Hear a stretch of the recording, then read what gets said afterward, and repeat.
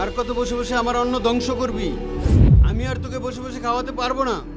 আল্লাহ যদি দুইটা অপশন দিত না দুনিয়াতে পাঠানোর আগে, হয়তো গরিব করে জন্মাও, নয়তো গরিব করে জন্ম নিয়ে মরে যাও, তাহলে আমি দ্বিতীয়টাই বেছে নিতাম।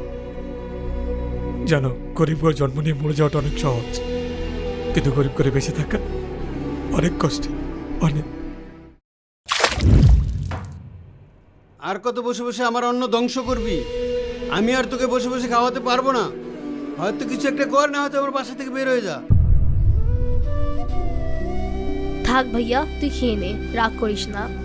বাবা তো একটু এরকমই। আমারও তো ইচ্ছা করে একটু রেস্ট করতে। বোন যে বড় হচ্ছে, ওদিকে কোনো খেয়াল আছে? ওর লেখাপড়ার খরচ কোত্থেকে আসে এগুলা? বাবা তুমি একটু চুপ করো তো, ভাইয়াকে খেতে দাও। তোর মা মরে গিয়ে তো বেঁচে গেছে, এখন আমি মরে গেলে শান্ত হবি? শোন, এ টাকাটা রাখ, তোর কাছে তো টাকা নেই আমি জানি। আর শোন, একটা কাজ খুঁজে দেখ। প্রত্যেকদিন বাবার এসব কথা শুনতে ভাল লাগে না। বাবারও তো কষ্ট হয় এই বয়সে এসে কাজ করতে। তুই অনেক বড় হয়ে গেছিস রে। হ্যাঁ নে, আমার টাকা লাগবে না, তোর কাছ থেকে এমনি অনেক টাকা নিয়ে নিয়েছি। কাজ পাবার পর সব বুঝিয়ে দিবি। এবার যা, বাবা আবার শুরু করবে। 2 দিন পর পর বিয়ের প্রপোজাল আসছেই।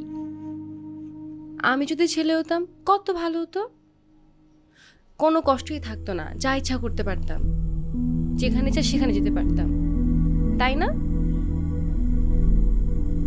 কি হলো, তুমি আবার চুপ করে আসছো কেন?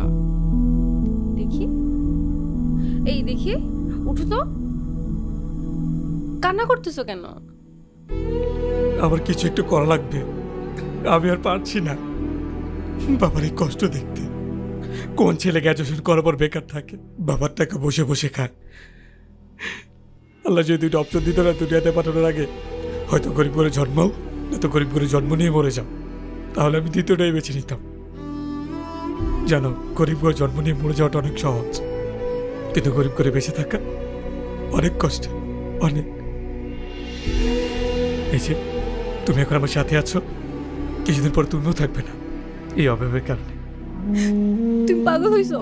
ছেড়ে গেলে তো অনেক আগেই চলে যেতাম, 3 বছর অপেক্ষা করতাম না। কান্না বন্ধ করো তো, আমি তোমার পাশে সব সময় আছি, যাই হয়ে যাক না কেন, আমি তোমার হাত কোনোদিন ছাড়বো না। তোমাকে একটা কথা বলি, বলো। আমার একটা ফ্রেন্ডের রেস্টুরেন্ট আছে, ওর অনেকদিন ধরে একটা লোক লাগতো। কাজটা ছোট, আমি একটা ভালো কাজ পাওয়া পর্যন্ত এই কাজটা করি, তোমার যদি কোনো প্রবলেম না থাকে। তুমি কি বোকা? কোনো কাজই ছোট না, তুমি হ্যাঁ বলে দাও। স্মাইল।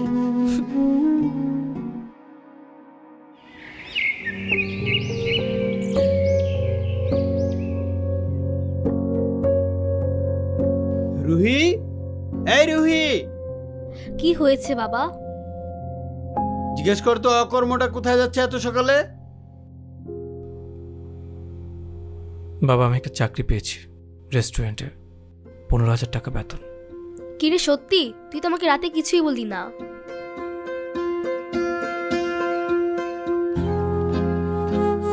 কংগ্রাচুলেশন, এখন থেকে দেখবি আমাদের আর কোনো সমস্যা থাকবে না।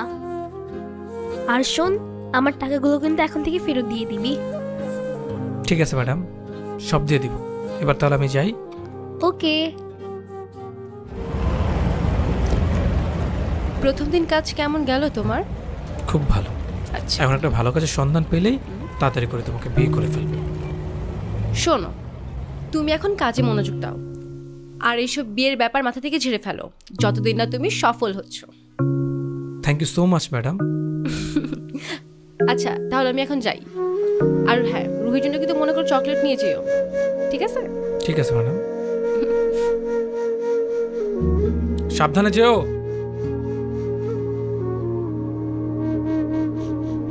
আপনার ডায়ালকৃত নম্বরে এই মুহূর্তে সংযোগ প্রদান করা সম্ভব হচ্ছে না।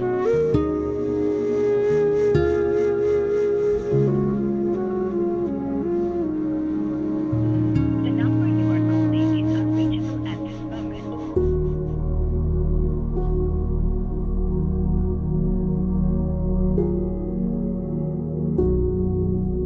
আপনার ডায়ালকৃত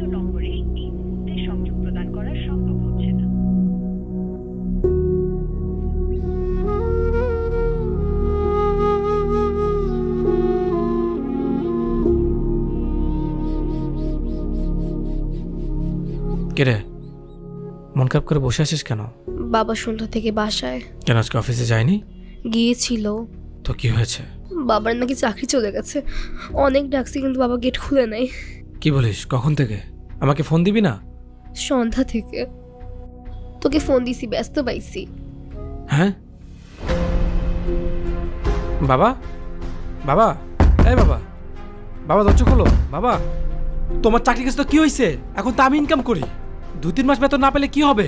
একটা সময় চাকরি তো পাবাই। বাবা। বাবার তো কোনো শব্দ আসতেছে না। হ্যাঁ,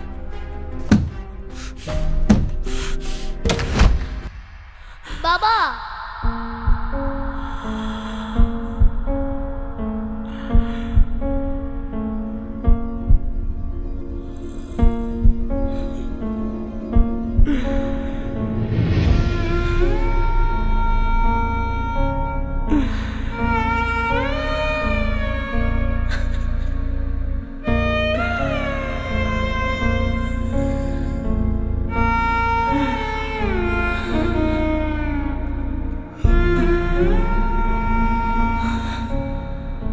আমাকে মাফ করে দাও।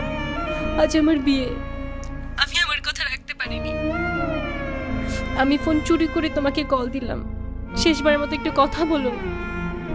হ্যালো প্রিয়, হ্যালো।